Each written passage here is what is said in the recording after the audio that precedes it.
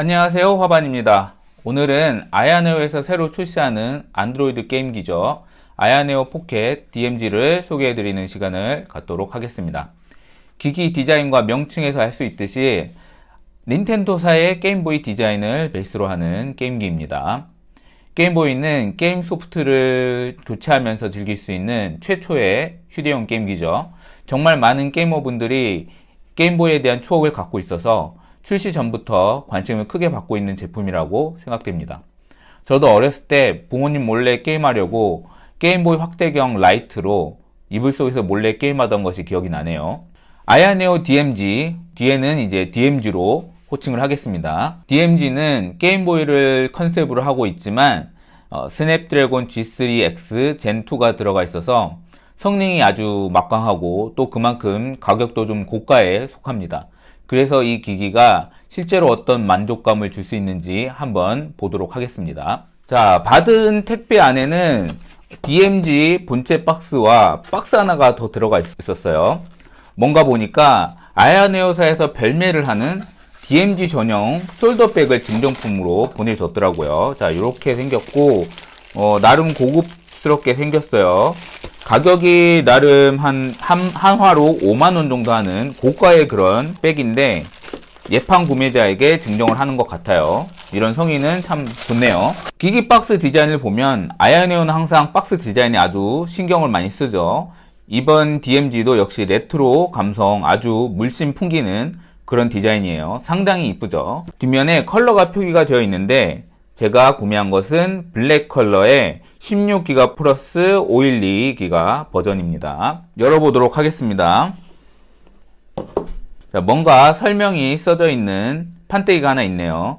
내용을 보니까 DMG의 L1, L2, R1, R2랑 아날로그 스틱 헤드를 본인이 교체할 수 있도록 여분을 준다는 내용이에요. 그 아래에는 기기 보호를 위한 판때기가 있고 이걸 치우니까 그 아래에 DMG 본체가 있네요. 그러니까 옆에 두고 자, 아래를 또 이렇게 열어보면 이건 설명서겠네요. 자, 안에는 DMG 각 부위에 대한 설명 그런 게 있고 아야홈, 아야스페이스에 대한 설명이 있는 그런 설명서 내용인데 내용이 너무 많아서 자세히 보지는 않겠습니다. 그 아래에는 박스가 두 개가 있는데 C2C USB 케이블, 다른 하나는 아까 판때기에서 설명한 교체용으로 증정하는 LR키, 자, LR키를 교체할 수 있는 스페어 부품, 그리고 아날로그 스틱 헤드가 들어가 있습니다.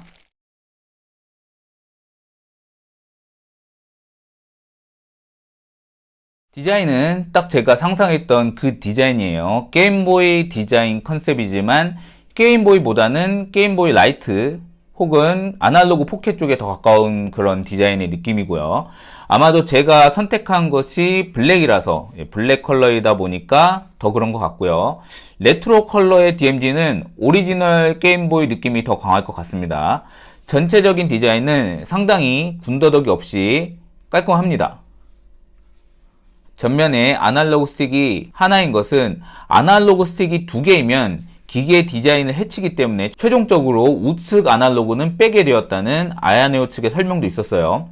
그 덕분에 디자인의 완성도는 상당히 높다고 개인적으로 생각을 합니다. 디스플레이의 베젤도 이 정도면 상당히 얇은 편이고 집에다가 장식용으로 진열을 해놔도 좋을 정도로 예쁜 디자인을 가지고 있다고 생각이 돼요. 메탈을 사용하지 않았지만 고급스러운 마감을 가지고 있고 단차 같은 것도 거의 뭐 찾아볼 수가 없이 아주 깔끔합니다. 우측 아래에 아야네오 키가 디자인에 포인트를 주고 있고 특히 뒷면에 곡선 유형의 숄더 키의 마감은 정말 잘 빠졌네요.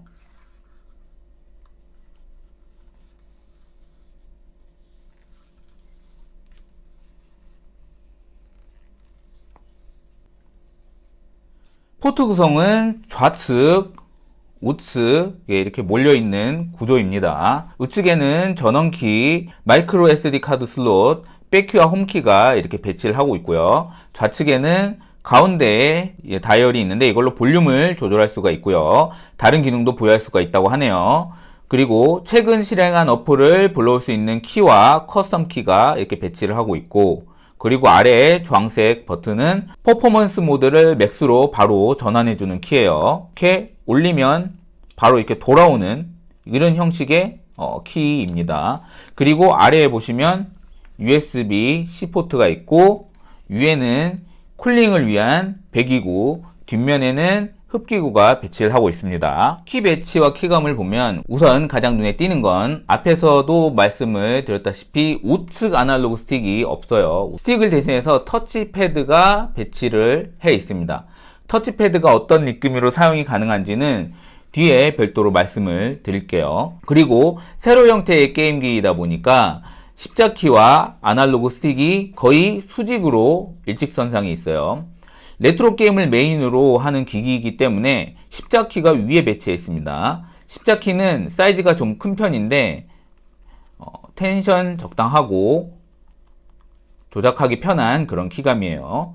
아날로그 스틱은 아래에 치우친 곳에 있기 때문에 조작이 좀 불편하게 생기긴 했는데 이게 실제로 만져보니 그렇게 불편하지가 않고 나름 괜찮은 느낌이었어요. 이게 왜 그런가 생각을 해봤는데 세로형 게임기다 보니까 검지와 새끼손가락으로 이렇게 기기를 지지하면서 조작을 할 수가 있다 보니까 조작을 하기 위한 충분한 공간을 만들어주는 것 같습니다. 그래서 며칠 전에 리뷰했던 레포5의 경우 충분한 공간을 확보하기가 좀 어려워서 그래서 불편한 느낌이었는데 제 느낌상 최소한 레포5보다는 DMG의 아날로그 스틱의 조작감이 더 좋다고 생각됩니다. 꺾이는 각도와 조작감은 나쁘지 않은데 약간 오딘2와 비슷한 느낌이에요. 텐션도 적당합니다. ABXY는 A가 우측에 있는 레트로 타입의 키 배치입니다. 키감은 상당히 부드럽고 고급스러운 느낌입니다. 소음도 적은 편이에요. 스타트 셀렉트는 우측 아래에 상하로 나란히 배치되어 있어요. 아무래도 터치패드 배치를 위해서 오른쪽으로 뺀 것 같습니다. L1, R1, L2, R2는 뒤쪽에 유선형의 형태로 일직선상으로 배치되어 있는데 세로형 기기이다 보니 어쩔 수 없이 L2, R2는 트리거 형식이 아닌 일반 키 형식입니다. 기기의 형태상 어쩔 수 없이 숄더 키들의 조작이 편하지는 않습니다. 스트리트 파이터 시리즈 같은 숄더 키들도 사용을 해야 되는 액션 게임들의 경우에는 조작에 별로 좋지 않을 것 같아요. 그래도 L2, R2까지 손을 쭉 뻗어 입력해야 한다거나 그렇지는 않아요. 이 형태 안에서 그래도 나름 방법을 찾아서 배치를 한 것 같은 느낌입니다. 전체적인 그립감은 사실 가로형 게임기들에 비할 바는 아니지만 숄더 키를 사용하지 않는다는 전제하에 그래도 그리 나쁘지는 않다고 생각이 들어요. 기기의 무게가 그리 무겁지 않고, 그리고 아래에 각진 부분은 손바닥으로 지지를 하는 느낌으로 조작하게 되는데 저는 그리 나쁘지는 않았습니다. 하지만 이 부분은 사용하는 사람마다 편차가 있을 수 있기 때문에 참고만 해주시면 좋을 것 같아요. 사이즈를 볼 건데 DMG는 기기 성능에 비해서 좀 많이 작은 편에 속합니다. 같은 급의 성능을 가진 아야네오 포켓 S와 오딘2의 크기 비교를 보시면 바로 알 수가 있죠. 동급 성능의 기기와 비교해서 휴대성이 많이 좋다라고 할 수 있을 것 같아요.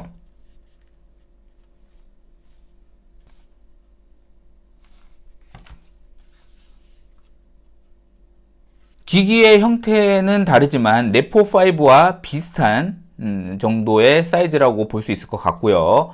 아야 미크로보다는 좀 큰 사이즈라고 볼 수 있겠네요. 기기의 형태는 다르지만 레포5와 비슷한 크기 정도로 볼 수 있을 것 같아요. DMG가 가로 폭은 좀 더 넓고 세로 폭은 좀 더 짧기 때문에 비슷한 크기 정도로 볼 수 있을 것 같고요. 아야 미크로보다는 좀 큰 사이즈로 볼 수 있을 것 같습니다. 자, 무게 274g. 274g이면은 레트로이드 포켓 5랑 무게가 같다고 볼 수 있겠네요. 284g. 그죠? 둘이 거의 동급의 무게를 가지고 있고요. 아야네오 미크로 240g. DMG와 미크로가 40g 정도 차이가 나고요. 성능이 동급인 오딘2를 보면은 무게가 430g 정도 나오기 때문에 둘의 차이는 약 250g 정도 차이가 납니다. 같은 동급의 성능이지만 하지만 DMZ의 무게는 상당히 좀 가벼운 편이라고 볼 수 있어요. 간단히 세팅을 좀 하고 하루 정도 사용을 했습니다. 가장 처음에 눈에 들어오는 것은 역시 디스플레이 화질입니다. 500니트의 OLED 화질은 정말 눈을 즐겁게 해줍니다. 며칠 전 리뷰했던 레트로이드 포켓 5도 OLED를 사용해서 화질이 정말 좋았는데 DMZ도 그에 못지않은 화질을 보여줍니다. 거기다가 와이드가 아닌 1.15 대 1 비율의 디스플레이라서 4대3 비율의 고전 게임을 즐기기에 와이드 형태의 기기들보다 좀 더 적합합니다. 지금까지 출시된 OLED 게임기들은 거의 대부분 와이드 형태였기 때문에 좀 신선한 느낌이었어요. 스냅드래곤 G3X 젠2의 성능으로 디스플레이 해상도를 풀로 활용해 줄 수 있기 때문에 화질에 대한 만족도가 더 크지 않았나 그렇게 느껴지기도 합니다. 그리고 기기를 만지고 있으면 정말이지 아야네오가 레트로에 얼마나 진심인 것인지 느껴지는데 기기 오프닝 화면을 보세요.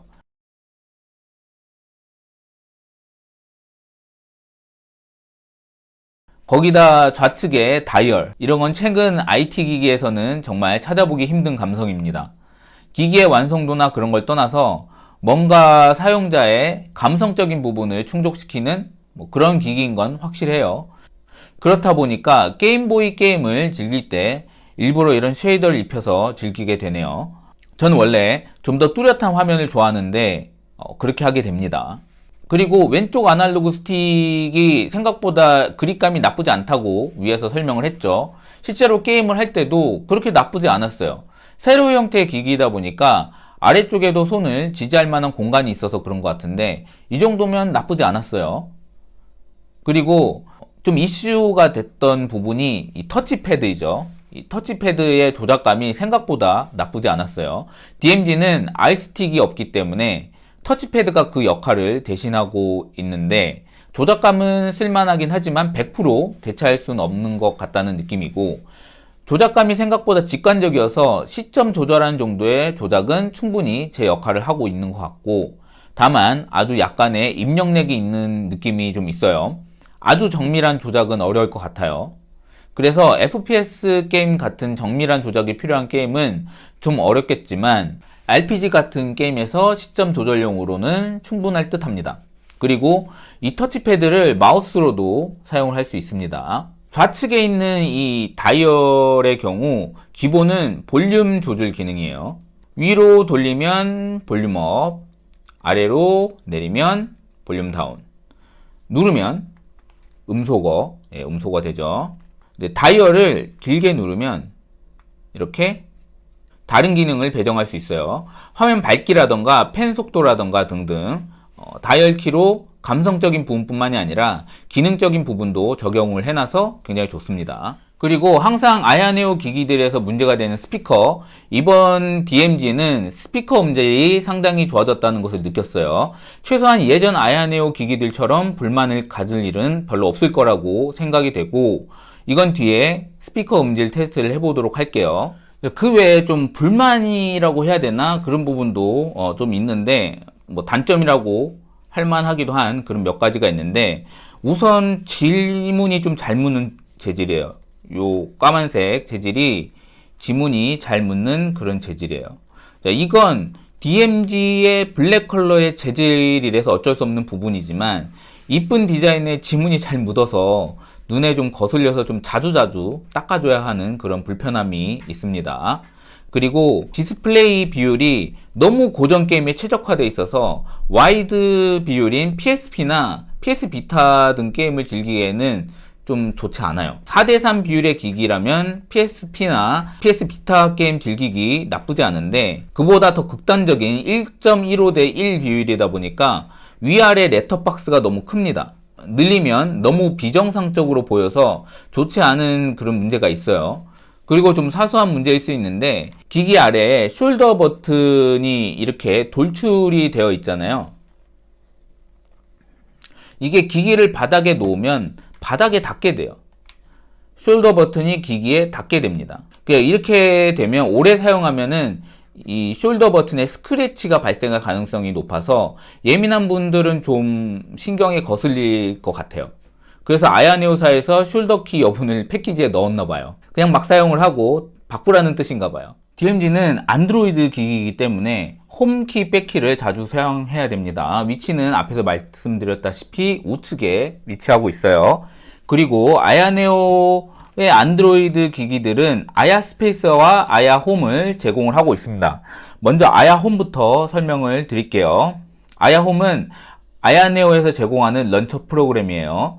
우측 아래 아야키를 길게 누르고 있으면 아야홈으로 들어가게 되고요.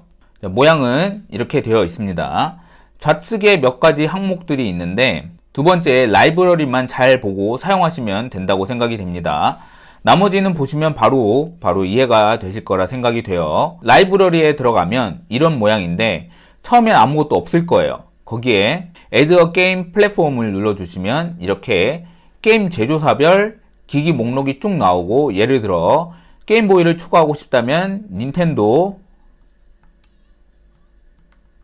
게임보이 이렇게 여기서 컨펌을 누르시면 자, 해당 파일이 들어있는 폴더를 여기서 지정을 해주시면 됩니다. 그럼 라이브러리에 이렇게 나타나게 됩니다. 들어가 주시면 이렇게 게임들이 목록에 추가가 되어 있어요. 목록의 썸네일 작업은 제가 하지 않았기 때문에 없지만 작업을 해서 넣으면 이쁘게 만들 수 있습니다. 여기서 위에 보시면 매니지 데이터라는 항목이 있는데 이거를 누르시면 안에 폴더 경로랑 코어를 선택하는 항목이 나옵니다. 폴더 선택은 이미 했기 때문에 그냥 두고 코어는 본인이 원하시는 것을 선택하시면 됩니다. 다만 보면 아시겠지만 아야홈은 기본적으로 레트로아크를 연동해서 게임을 구동을 시키기 때문에 반드시 먼저 레트로아크의 설치 및 설정을 해주셔야 합니다. 준비가 되었으면 이렇게 플레이가 가능해요. 다음은 아야스페이스인데 아야네오의 안드로이드 기기의 좋은 점은 거의 모든 게임 관련된 설정 값을 다 아야스페이스에 설정할 수 있게 빼놓았기 때문에 설정 여기저기에 왔다 갔다 할 필요가 없습니다. 지금도 계속 기능을 초과하고 있기 때문에 솔직히 가끔 좀 불안정할 때도 있지만 지금은 많이 안정되어 있어서 저는 만족하면서 사용을 하고 있습니다. 아야스페이스는 우측 하단의 아야키를 누르면 판넬이 열려요. 맨 위에 퍼포먼스를 보시면 프레임, CPU, GPU 온도, 펜 속도 등이 나오고 퍼포먼스 모드로 바로 바꿀 수도 있습니다. 펜 속도도 수동으로 조절을 해줄 수 있어요. 그리고 퍼포먼스 오버레이 이 기능도 지원을 해주기 때문에 아주 편합니다. 컨트롤러 부분에서는 키 매핑, 진동 세기, 조이스틱 감도 조절, ABXY의 배치 조절, 연사 등을 설정할 수 있고요. 본인이 사용하는 환경에 따라 세부적으로 설정을 사용할 수 있습니다. 핸드헬드 부분에서는 디스플레이 밝기, 볼륨 크기, 와이파이, 블루투스 등을 설정해 줄 수 있고요. RGB 라이트는 켜시면 이렇게 아야키에 라이트가 들어오게 되는데 이 라이트의 컬러도 변경이 가능합니다. 위젯은 자주 사용하는 안드로이드 설정들을 모아놓은 것이고 세팅은 업데이트 체크를 하거나 세부 옵션 항목으로 들어가는 기능입니다. 여기서 핸드헬드 세팅에 들어가면 더욱 자세한 항목들을 설정할 수 있는데 대부분 방금 설명드린 아야스페이스의 퀵 판넬에서 설정을 해줄 수 있고 그 외에 추가로 설명드릴 부분은 컨트롤러에 보시면 키보드 앤 마우스 모드라고 있는데 이게 뭐냐면 게임패드 키들을 키보드나 마우스 키로 인식하게 해주는 기능입니다. 이걸 전환해주면 하단에 터치패드를 마우스로 인식을 시켜줄 수 있어요. 지금은 스타트와 셀렉트 키를 동시에 누르는 것으로 설정이 되어 있는데 해보면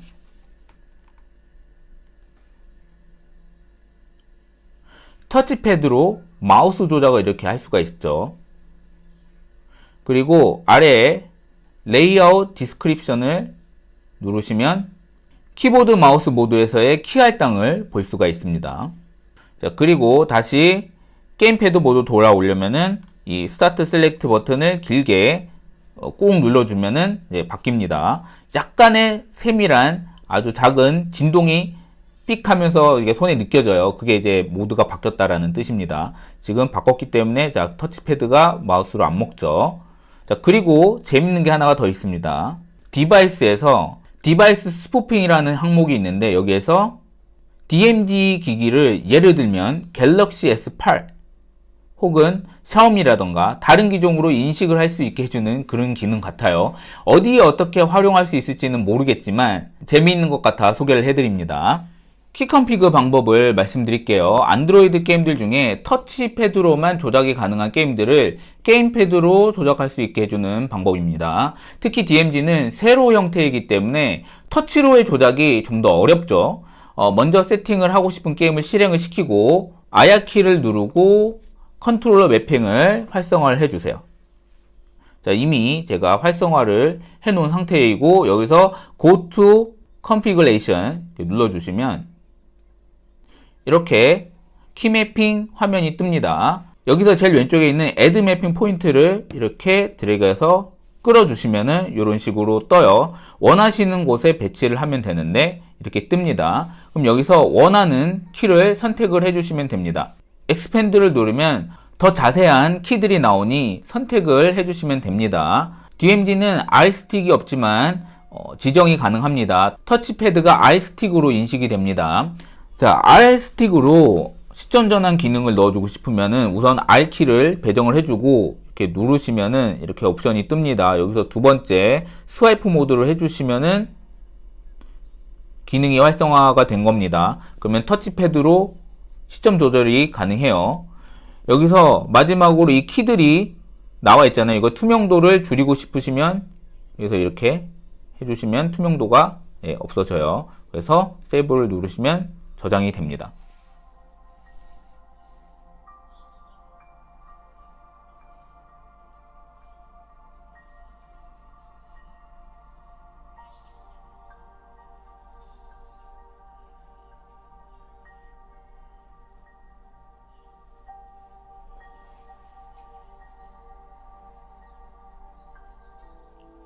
화질이 정말 좋습니다.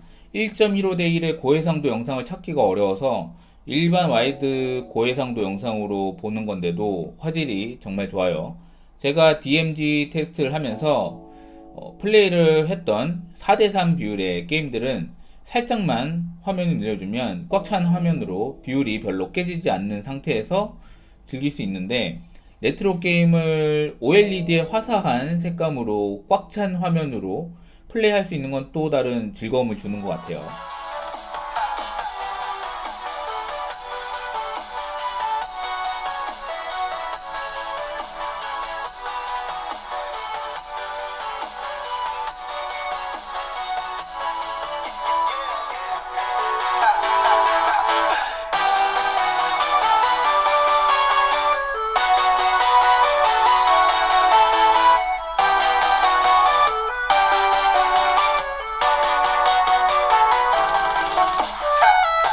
이번 DMZ 같은 경우는 아야에서 스피커 개선에 상당히 신경을 많이 쓴 것이 느껴집니다.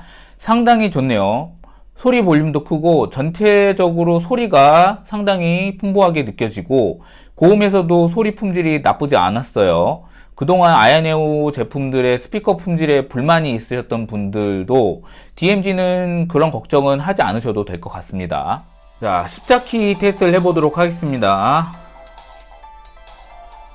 자, 파동권, 숙련권. 십자키 상당히 좋아요. 편하게 잘 되는 것 같습니다.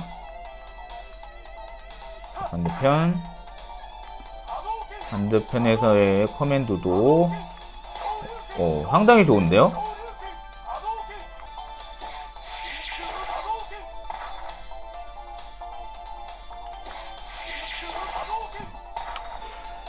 필살기 입력도 잘 되는 것 같고요. 풍신류의 커맨드 보도록 할게요.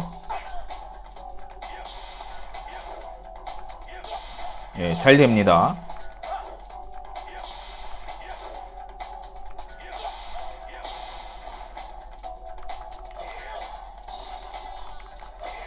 제가 격투 게임 잘 못하기 때문에 이 정도 되면 되게 잘 되는 거라고 보시면 돼요. 자, 반대편에서 잘 돼요.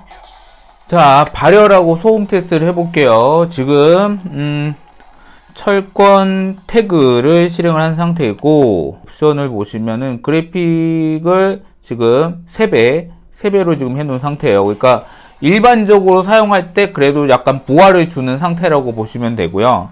지금의 자, 퍼포먼스 모드는 게이밍으로 돼 있어요. 자, 이런 상태에서 지금 10분 넘게 놔둔 상태이고, 여기서의 발열 상태를 보시면, 자, 여기 CPU와 GPU 온도 보이시죠?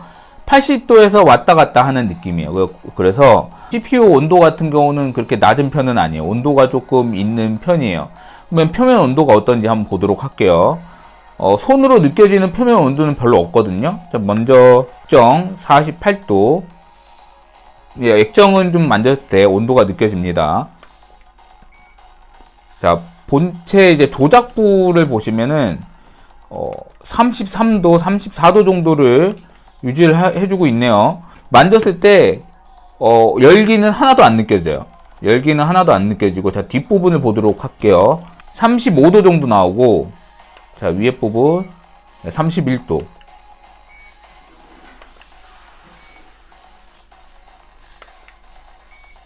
전체적으로 온도가 한 34, 5도 정도로 굉장히 낮게 유지가 되고 있어요.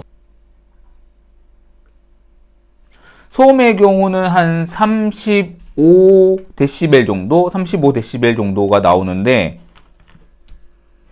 팬이 살짝 돌아가는 게 느껴집니다. 근데 거의 그냥 뭐 없는 소리라고 생각될 정도로 굉장히 소리가 작아요. 자, 맥스 모드, 퍼포먼스 맥스 모드로 변환을 한 상태입니다. 보시면 맥스로 돼 있죠. 자, 온도를 보시면 온도는 그렇게 차이가 없어요. 85도, 75도, 뭐 이 정도, 한 80도 정도에서 유지를 해주는 것 같아요. 대신에 소리가 엄청납니다. 팬 소리가 엄청나게 나요. 자, 팬 소음부터 보도록 하죠. 54dB 정도, 54, 55dB 정도 나오고, 46도. 그 표면 온도는, 자, 조작부 온도는 34도 그대로네요. 뒷부분 35도.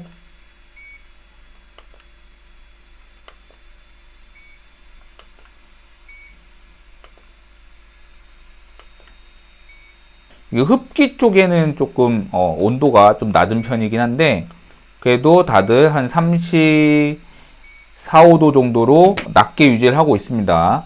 그러니까 조작하는 데는 문제 없고, CPU 온도랑 GPU 온도가 한 80도 정도 되니까 조금 높은 편이긴 한데, 사용하는 데는 문제 없어 보여요. 제 개인적으로는 이게 소음이 너무 커서 그냥 일반적인 게이밍 모드나 밸런스 모드로 사용을 하시면 좋으실 것 같습니다. 소리 확 줄어들죠.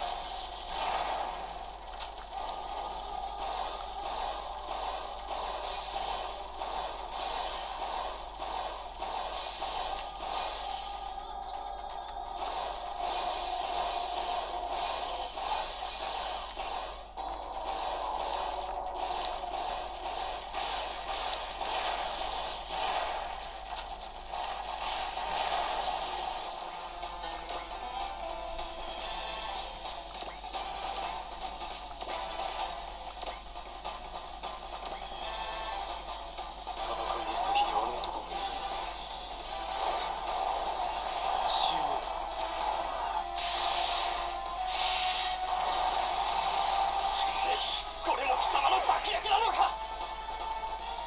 オールハイルブリタニア。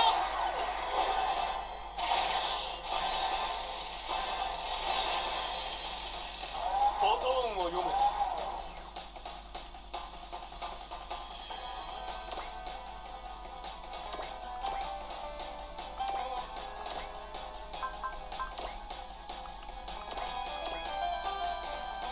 私の前に立つな。逃がすもんか。これが輻射波動だ。私が破れるとは。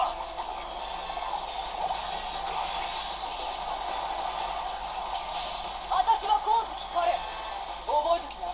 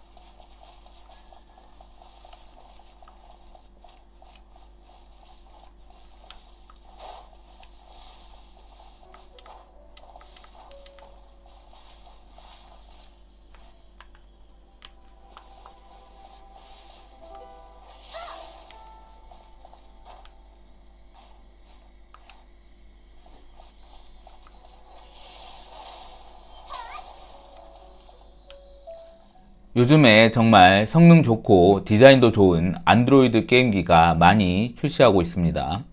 DMG는 그 중에서도 레트로 감성을 자극하는 독특한 특징을 가진 기기라고 생각을 해서 사용을 하면서 정말 많이 즐거웠던 것 같습니다. 사실 성능이랑 가격이 기기 컨셉에 비해서 좀 과하다는 생각이 안 드는 건 아닌데, 인민폐 2399위안, 한화 대략 한 46만원 정도부터 시작하는 가격이 부담이 안 되는 것은 아닌데요. 다르게 보면 이런 레트로 감성을 이런 최상의 디스플레이와 성능으로 즐길 수 있다라고 생각을 하면 또 받아들일 수 있는 건 아닐까라는 생각도 듭니다. 꼭 게임보이의 레트로 감성뿐만이 아니라 PS2 게임을 4배 이상의 해상도에서 즐길 수 있어서 고성능의 안드로이드 게임을 즐기고 싶으면서도 레트로 감성을 잡고 싶은 두 마리의 토끼를 다 놓치고 싶지 않은 분들에게 최상의 선택이 아닐까 싶습니다. 오늘 영상 여기서 마치도록 하겠습니다. 영상이 도움이 되셨다면 좋아요와 구독 부탁드립니다. 시청해주셔서 감사합니다.